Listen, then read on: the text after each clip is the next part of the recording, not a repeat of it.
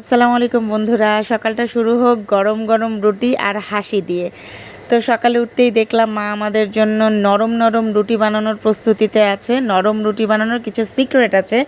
আগে ভালো করে পানিটাকে ফুটিয়ে নিতে হবে, তার মধ্যে দিতে হবে সামান্য লবণ, তারপর দিতে হবে আটা, আর এটাকে ভালো করে মিক্স করে নিতে হবে। আটাটা যদি চুলায় সিদ্ধ করা হয় তাহলে রুটিটা খুব বেশি নরম হবে, আপনারা এটা আগামীকাল রেখেও খেতে পারবেন।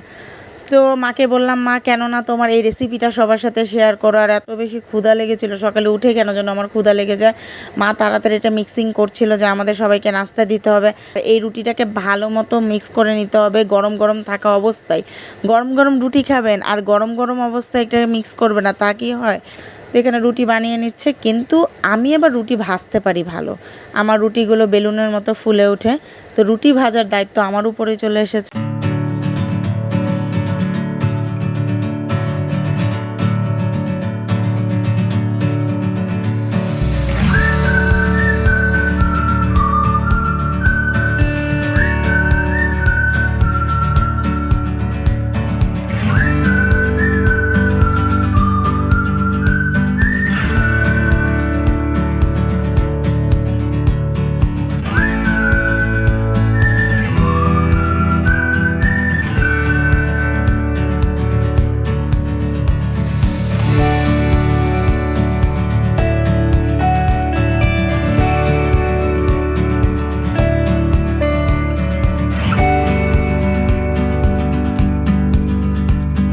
তো ফাইনালি দেখা যাচ্ছে আমার রুটিটা ফুলে উঠেছে। যাক, আপনাদের দোয়ায়, আল্লাহর অশেষ রহমতে আপনারাও বাসায় অবশ্যই এরকম নরম তুলতুলে ফুলানো বেলুনের মতো রুটি ট্রাই করে নেবেন, আর সাথে খেয়ে নেবেন অবশ্যই একটা ডিম পোস্ট।